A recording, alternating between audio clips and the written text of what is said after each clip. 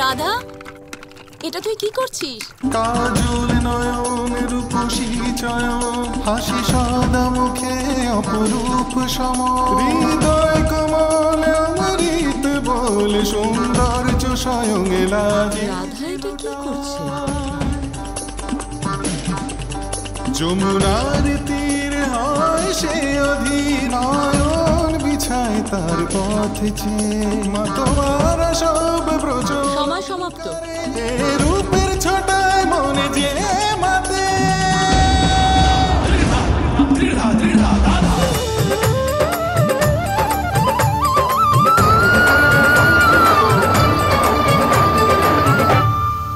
প্রতিদিন এই সময়ের মধ্যে আমি কেবলমাত্র 2 ঘড়াই মাখন বানাতে পারি, কিন্তু আজকে হঠাৎই কি করে 4 ঘড়া মাখন তৈরি হয়ে গেছে দিদি।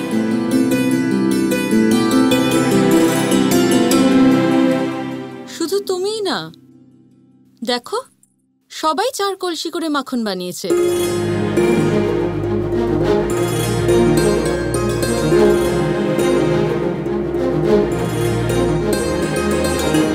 কিন্তু এটা কিভাবে সম্ভব হলো? রাধা তো মন্থন পাত্র চালায়ও নি।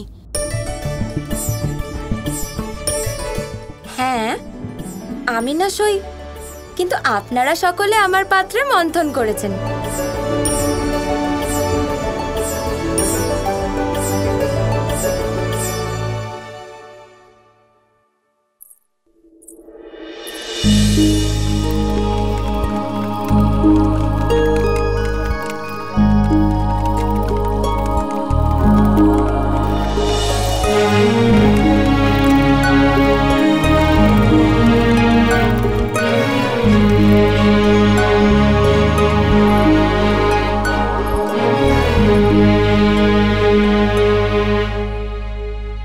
আমরা সকলে মিলে কখনো মন্থন করিনি, কিন্তু আজ সুযোগ ছিল, তাই আপনাদের সবাইকে কিছু দেখাতে চাই।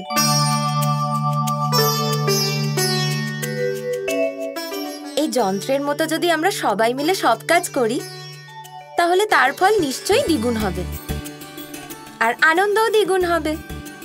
আপনারা একলা রোজ 2 কলসি মাখন বানাতে পারেন, কিন্তু আজ সবাই 4 কলসি মাখন বানিয়েছেন। মানেটা স্পষ্ট, একতার শক্তিতে ন্যূনতম পরিশ্রমে অনেক বেশি পরিণাম পাওয়া যায়। যেমন আজ আমি বিনা পরিশ্রমে ফল পেয়ে গেলাম।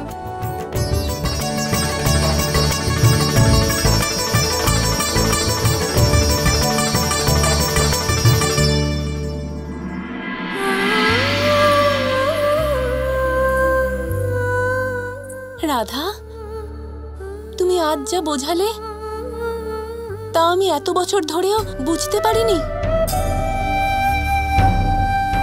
জানো, তুমি আজকে খুবই খাঁটি কথা বলেছ। কথাটা একদম খাঁটি কীর্তিদা, কিন্তু সমস্যাও আছে। দেখো সবাই 4টে কলসি করে মাখন বানিয়েছে, তাহলে এবার আমি বিজয়ী ঘোষণা কাকে করব?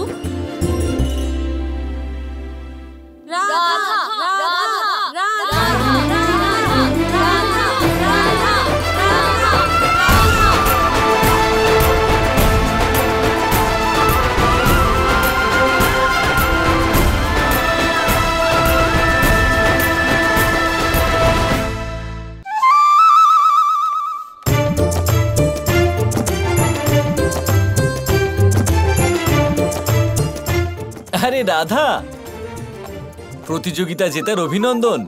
ধন্যবাদ দাদা। তবে মানতে হবে রাধা, এই প্রতিযোগিতা জেতার জন্য তোমার সদিচ্ছাকে, এই প্রতিযোগিতা জেতার জন্য তুমি যা খুশি করতে পারো, তাই না?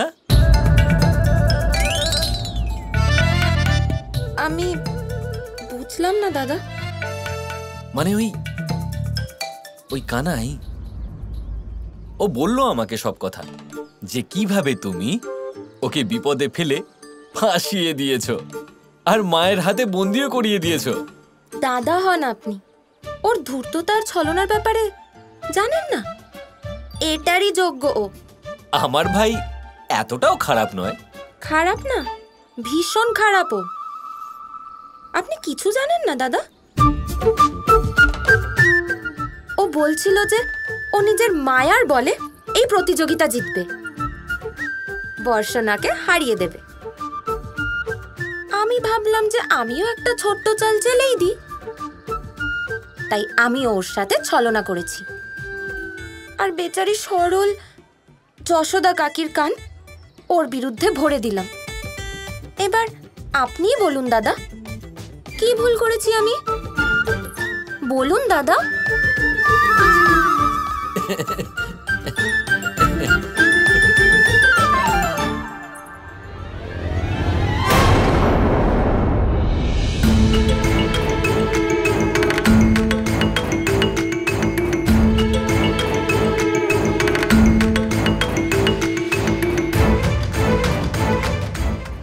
আবার ফেঁসে গেল আমার সরল রাধা। তোমার থেকে এটা আশা করিনি রাধা। তুমি এই প্রতিযোগিতা জেতার জন্য শুধু কানাইকেই ঠকাওনি, তুমি আমার সঙ্গেও ছলনা করেছো। একটা মাকে দিয়ে তার সন্তানকে শাস্তি দিতে বাধ্য করেছো। না কাকি, এরকম কিছু না, আমি সত্যি বলছি। আমাকে ওই কৃষ্ণ। থামো রাধা, আমার যা শোনার শোনা হয়ে গেছে, আর সে তো নিজের কানেই শুনলাম। তোমার মিথ্যে ধরা পড়ে গেছে রাধা। কেন করলে তুমি এটা? তোমার কথা শুনে আমি নিজের সন্তানকে সন্দেহের চোখে দেখেছি। তোমার কথা শুনে আমি আমার কানাইকে বাঁধলাম। আমার কানাইকে। হে ভগবান, আমার কানাই, ওকে তো সকাল থেকে কিছুই খেতে দেওয়া হয়নি। খিদে তেষ্টায় বেচারা। আমাকে এখনই গিয়ে ওর বাঁধন খুলে দিতে হবে। এটা আমার আহ্বান ভেবে নিও। মা স্বয়ং এখানে আসবেন, স্বয়ং এই দড়ি খুলবেন।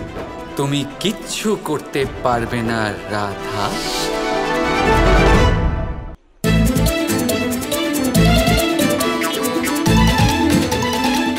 অন্তিম বিজয়ের অভিনন্দন রাধা, কারণ এতক্ষণ যে জেতার জিতেছে, কিন্তু এবার শুধুমাত্র বৃন্দাবনই জিতবে।